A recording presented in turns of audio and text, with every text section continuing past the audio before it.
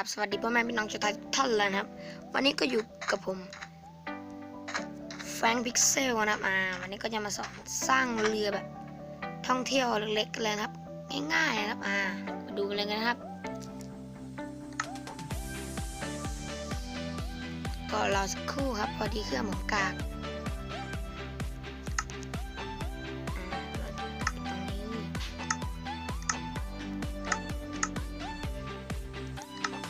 ครับ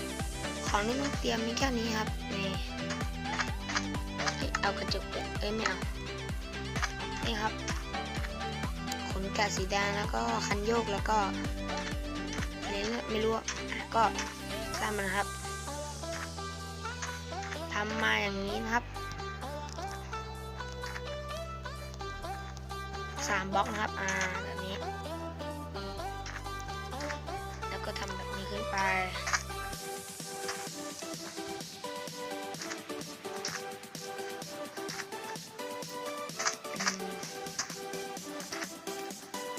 นี่ครับผม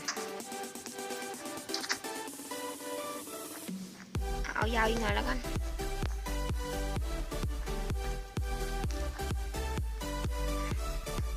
ต่อไปเรื่อยๆครับผมนี่ยังไม่เสร็จนะครับยังไม่เสร็จก็ทำขึ้นมาแบบนี้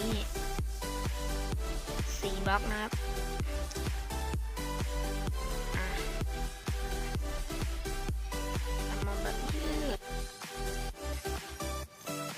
แล้วก็ให้มันเท่ากันนะครับวางให้เท่ากัน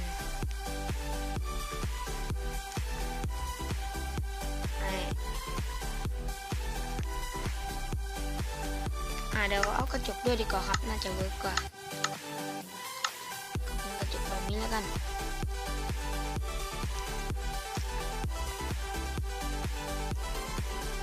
นี่ก็จะเสร็จแล้วนะครับ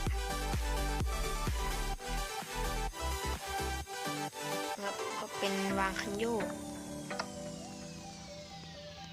นี่ก็เป็นเหมือนที่นั่งของพันนะครับ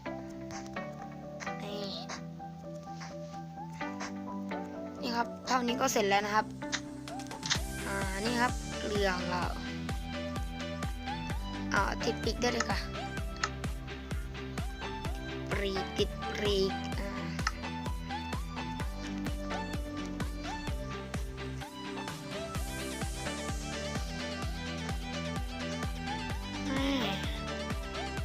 เท่มากล่ะ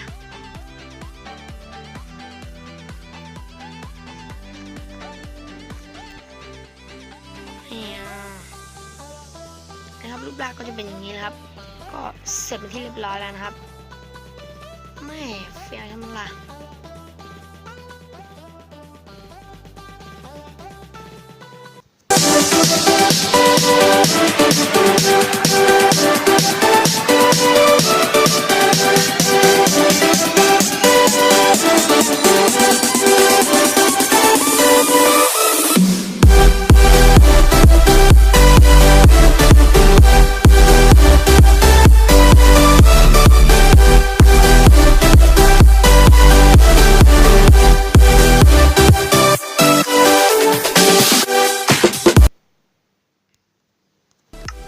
ก็จบกันไปที่เรียบร้อยนะครับสำหรับ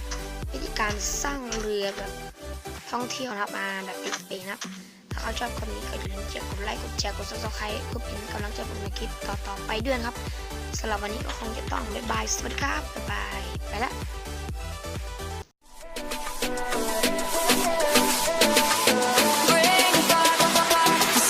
ะ